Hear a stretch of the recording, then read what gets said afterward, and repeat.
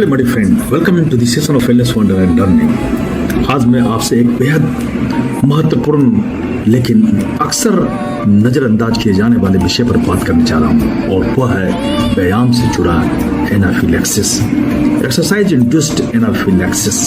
सबसे पहले सवाल उठता है कि यह क्या है। एनाफिलैक्सिस एक गंभीर और जीवन के लिए खतरनाक एलर्जिक रिएक्शन है। जी हाँ, एलर्जिक रिएक्शन। जब हम व्यायाम के दौरान कुछ ऐसी प्रतिक्रियाओं को देखते हैं तो तुरंत हमें व्यायाम एक्सरसाइज को रोक देनी चाहिए। और व्यायाम के दौरान कुछ ऐसी साइड इफेक्ट्स जो उत्पन्न होती है वो उसी को कहते हैं हम एक्सरसाइज इंड्यूस्ड एनाफिलैक्सिस।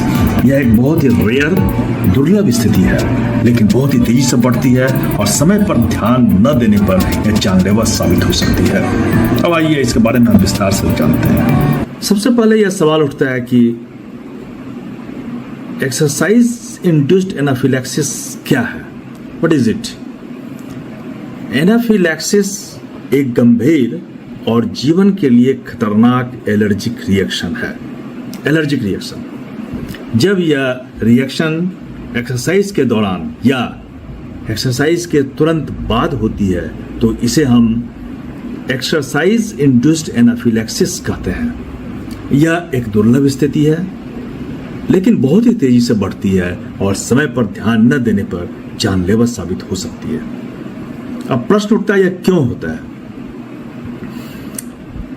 कई कारणों के कारण इस समस्या का जन्म हो सकता है। कई कारण मिलकर इसे जन्म देते हैं। अगर किसी व्यक्ति ने एक्सरसाइज से पहले कुछ विशेष खाद्य पदार्थ जैसे मूंगफली, गेहूं, समुद्री भोजन, टमाटर और मक्का खाया हो तो एलर्जी के कारण उन्हें एक्सरसाइज इंड्यूस्ड एनाफिलैक्सिस हो सकता है। कुछ दवाएं जैसे एस्पिरिन या एंटी इन्फ्लामेटरी दवाएं भी इसे ट्रिगर करती हैं। और मौसम अगर खराब हो, मौसम की स्थिति जैसे तेज गर्मी, नमी या बहुत ठंडा वातावरण इसे ट्रिगर करता है। हार्मोनल बदलाव और एलर्जी का पुराना इतिहास भी इसका कारण हो सकता है। अब इसके लक्षण क्या होते हैं, हम इसे किस तरह से पहचानें? शुरुआत में ये हल्के हो सकते हैं। खुजली होती है, पित्ती होती है यानी हाइप्स हो जाता है, चक्कर आना, मतली आना या सांस लेने में कठिनाई होना।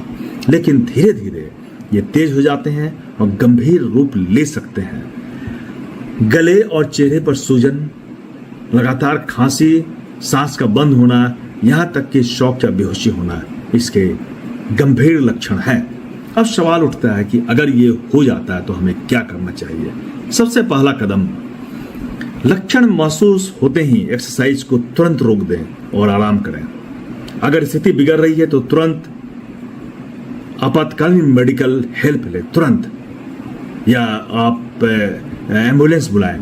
अगर आपके पास एपिनेफ्रिन ऑटो इंजेक्टर एपीपेन है तो तुरंत इसका उपयोग करें। और गंभीर स्थिति में सीपीआर की भी जरूरत पड़ सकती है।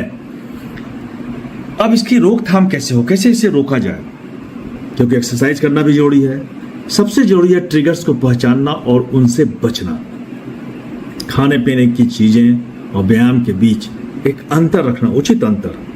मेडिकल टैग पहनना ताकि इमरजेंसी में लोग पहचान सके कि आपको यह समस्या है।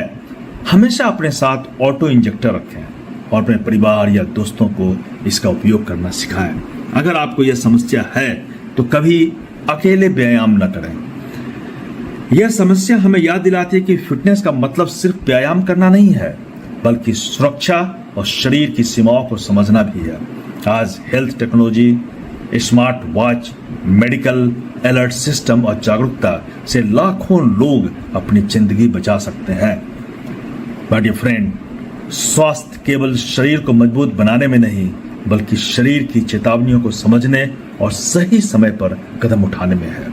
आइए हम भी अपने फिटनेस के लिए, अपने स्वास्थ्य के लिए सही कदम उठाएं। धन्यवाद।